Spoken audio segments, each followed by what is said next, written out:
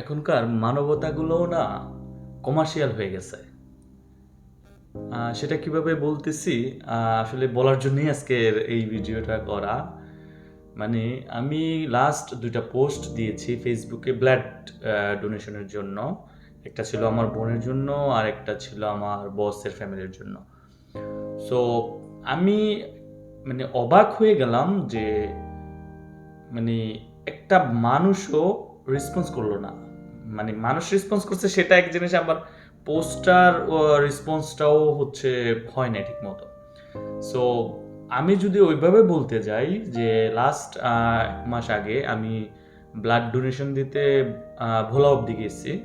Even আমার AB negative blood rare case পাচ্ছে না, গেলাম আমার অপরিচিতই লোক, কোনো এক মিউচুয়াল থ্রুতে আর কি যাওয়া। তো আমি গেলাম, আমার নিজে আসা যাওয়া কস্টিং, ইভেন ওরা আমাকে লাঞ্চ পর্যন্ত করাইতে পারে নাই, আমি করে নেই। যাই হোক, ওদের টাকা দিয়ে একটা হচ্ছে আমি ডাব খেয়েছি, ওরা খাওয়াবেই। পরে আমি বললাম যে আমার জন্য একটা ডাব আনতে পারেন যদি আপনারা আনতে চান। তো যাই হোক, মোটামুটি আমার 5 থেকে 5,500 টাকার মতো কস্টিং অলরেডি হয়েছে। লাস্ট আমি ব্লাড ডোনেশনটা দিতেছে, টাকা ডাজেন্ট ম্যাটার, আমি করছি আমার মানবতা থেকে। কিন্তু মানে আমি আমার আসলে পোস্টগুলা বা পোস্টের রেসপন্স দেখে বুঝতে পারলাম আসলে মানে মানবতাটাও কমার্শিয়াল হয়ে গেছে। তো আসলে এই বিষয়টা আমার লাস্ট 1টা সপ্তাহ ধরে আমার মাথার ভিতরে ঘুরপাক খাচ্ছে। মনে হচ্ছে যে আসলে কিছু বলা উচিত।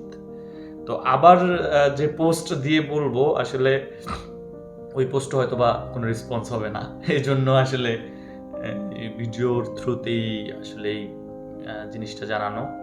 তো অবাক হই আসলে যে মানবতা কিভাবে কমার্শিয়াল হয়ে যায়, সেটা আসলে নিজ চোখে দেখতেছি। যাই হোক, আমার কিছু বলার নাই, আসলে এটা বলার জন্যই এই ভিডিওটা করা। থ্যাংক ইউ সো মাচ, ভালো থাকবেন। আর আশা করব যে এখনো মানবতা বেঁচে আছে, মানবতা পূর্ণ মানুষ আছে, আর সেই আশাই বুক বাঁধবো। Thank you.